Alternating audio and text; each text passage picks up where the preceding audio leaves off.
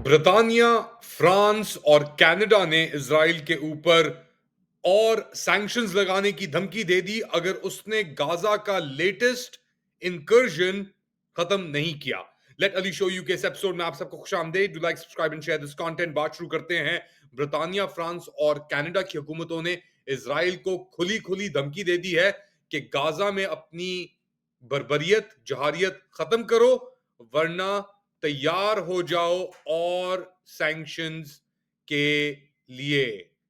क्या मतलब है इसका? इसका यह मतलब है कि जो 1.5 साल से ऊपर ये जंग जारी है, इजराइल की जहारियत, बर्बरियत, एक तरीके से इसको आईसीसी ने ऑलमोस्ट एक जेनोसाइड का करार दिया, उसके ऊपर अब और प्रेशर आ रहा है। मगर नेतन्याहू एक तरफ तो प्रेशर लेने की बात कर रहा है और ये भी कह रहा है कि मैं एड सप्लाईज खोल दूंगा, मगर दूसरी जानिब एड सप्लाईज अभी भी बंद हैं। और जो ट्रिकल इन हुआ है जब से ये अनाउंसमेंट की है नेतन्याहू ने, कोई 24 घंटे पहले, कोई 5 या 6 एड के ट्रक्स जा चुके हैं। हजारों की तादाद में एड ट्रक्स खड़े हैं रफा के बॉर्डर पे, जो इजराइल अंदर नहीं आने दे रहा।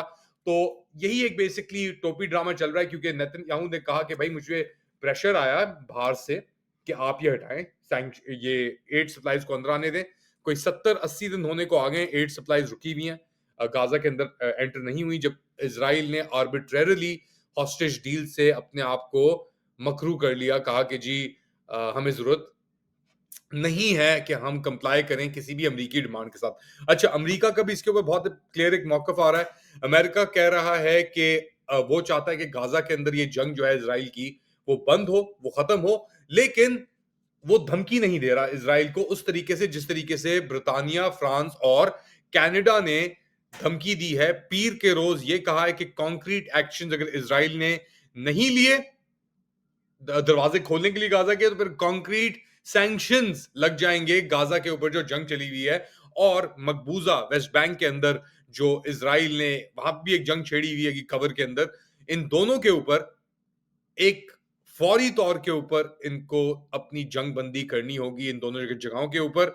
और ये जो स्टेटमेंट आया है, तीनों ने एक साथ ही इशू किया। और बेसिकली पहले कुछ 3-4 ट्रक घुसे और उसके बाद ये स्टेटमेंट आया।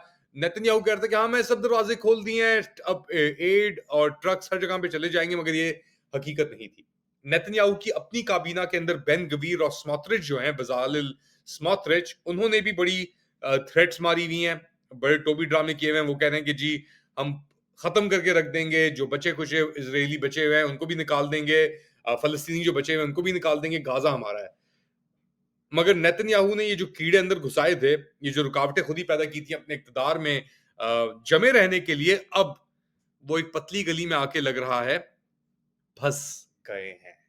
तकरीबन 20 लाख के करीब अभी भी लोग गाजा के अंदर मौजूद हैं।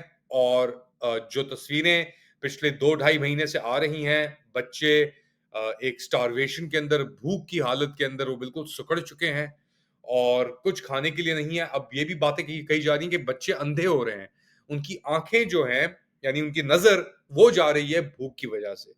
कि ये सिचुएशन आ गई है कि खाने की कमी इतनी हो गई है, भूखे फाके इतने चल रहे हैं कि, और ये एक वॉर क्राइम है। अब नेतन्याहू चाहे जो भी करे, नेतन्याहू ने कहा कि जी मुझ पे बहुत प्रेशर आया, और क्योंकि जो तस्वीरें आ रही हैं फलस्तीनी गाजा से फलस्तीनियों की, वो इतनी खतरनाक हैं कि अब तो यूएन के जो अक़वाम मुत्तहिदा के ह्यूमैनिटेरियन चीफ हैं, टॉम फ्लेचर, उन्होंने भी कहा है कि ये कुछ ही ट्रक एक भेजना अंदर इसी बराबर है कि एक समंदर में आप पानी के कुछ कतरे गिरा दें। और अब क्या करना चाह रहा है इजराइल? इजराइल चाह रहा है कि ये इससे पहले और प्रेशर बढ़े, और बंदे अंदर भेजो और पूरा एक वाइप आउट करो, जितना कर सकते हो हमास को वाइप आउट करो। मगर इस तरीके से चीजें होती नहीं है, क्योंकि अब फ्रांस ने भी वेपन्स दिए इजराइल को, कनाडा ने भी वेपन सप्लाई किए और ब्रिटानिया ने भी वेपन सप्लाई किए इजराइल को अपनी जंग गाजा के अंदर शुरू करने के लिए। अरबों डॉलर दिए इसके अलावा भी कि हाँ लगे रहो। मगर अब मई के अंदर आके, यानी 20 मई हो चुका है दुनिया भर में, और जो इमेजेस, जो तस्वीर, जो टिकटॉक वीडियोस हम देख रहे हैं गाजा से, उससे एक बात वाज़ेह है कि ये एक एक्सटर्मिनेशन कैंपेन थी और इसके अंदर मुलव्विस थे बहुत हद तक अमेरिका, ब्रिटानिया, फ्रांस, जर्मनी, ये सब ममालिक। और ट्रंप के लक्षण और तेवर जो हैं वो थोड़े तब्दील हो गए हों शायद। हमने देखा जेडी वांस को जाना था एज वाइस प्रेसिडेंट इजराइल, मगर वो नहीं गया इस बार।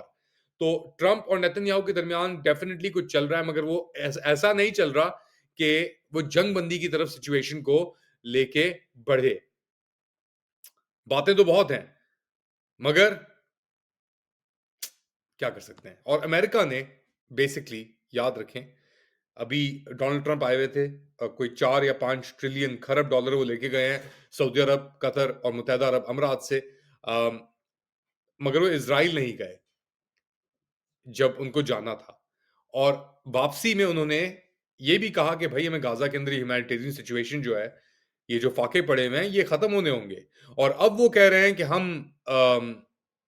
हम ये बर्दाश्त नहीं कर सकते कि इस तरीके से भूख को और ये जो इमदाद है इसे एक जंग की सूरत में एक वेपन या टूल के तौर पे इस्तेमाल किया जाए फलस्तीनियों को और मारने के लिए। अच्छा, नेतन्याहू का मौकफ अभी भी है कि मैं कम से कम तर अंदर एड पहुंचाऊंगा, जितना मुझ पे प्रेशर डालना है डाल लो। नहीं हो रहा ये। कुल मिला के अभी तक तकरीबन 55 से 60,000 फलस्तीनी शहीद हो चुके हैं गाजा के अंदर इजराइल के हाथों। दूसरी जानिब 1200 इजरायली, जिसके अंदर से मिलिट्री के लोग भी थे, सिविलियंस भी थे, उनको मारा गया 7 अक्टूबर को। हमास की तरफ जो जंग हुई उसके अंदर ऑब्वियसली इजराइलियों ने अपने लोगों के ऊपर ही फायरिंग की। और अब जाके 250 लोग उन्होंने पकड़े थे इजराइल हमास ने 7 अक्टूबर को 2023 में। अब जाके कोई 58 60 के करीब जो कैदी हैं इजरायली, वो हमास के हाथ के अंदर हैं। लास्ट एक्सचेंज हुआ था एदान अलेक्जेंडर का, जो आखिरी अमरीकी था।